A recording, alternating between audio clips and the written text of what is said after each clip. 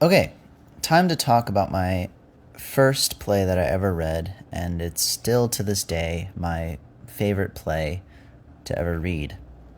The play is called Lobby Hero.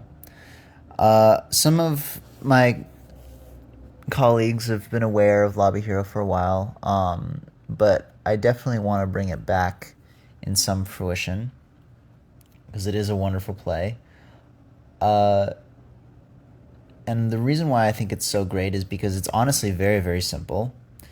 It's simple in the sense that you don't have to do a lot of extra creative work to elevate its magicality because it's just in a very simple sense. I mean, it's realism. It's set in New York at 3 o'clock in the morning in a hotel lobby. And the cast is very small. It's two security guards and two police officers, one woman police officer, and that's pretty much it. I mean, the dynamics are just based around those characters, and there is a lot of lines. The play is fairly long, but it's fairly simple. It has a beginning and it has an ending, and the ending isn't very surprising at all. So the reason why I like to read it over and over again is because it actually challenges my reading capabilities. Because the playwright has written it in a very specific way to how he wants it. The playwright, I think, is called, his name is Kenneth Logren. And he is very, very interesting with the way he formats his plays. He keeps the words very, very close together. And not only are they close together, but there's also like a lot of stage directions and a lot of pauses. He puts the word pause a lot, and that's to sort of emphasize that there is a break.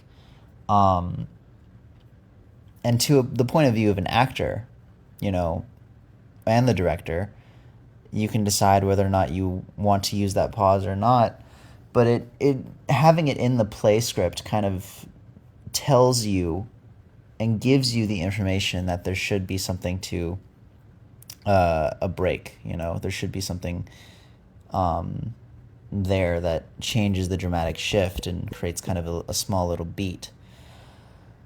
So, yeah, and I read that so much because, I read for the pauses, I look for the stage directions, I look for the stuff like that that's very prominent to me.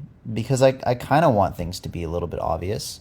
I know that in theater we don't want things to be so obvious, we don't want things to be shown, but it's kind of funny how that works.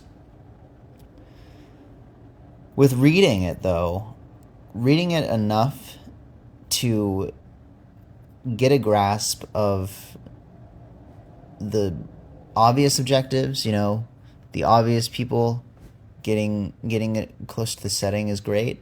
And then obviously you can read it again for the more difficult stuff like the obstacles, the side piece characters, the monologues. This play has a lot of monologues that all four of these characters have monologues, at least like three each, which is pretty long, but it's definitely doable to read. I've never seen this play produced. I know that it has been produced by famous people, by Chris Evans and Michael Cera.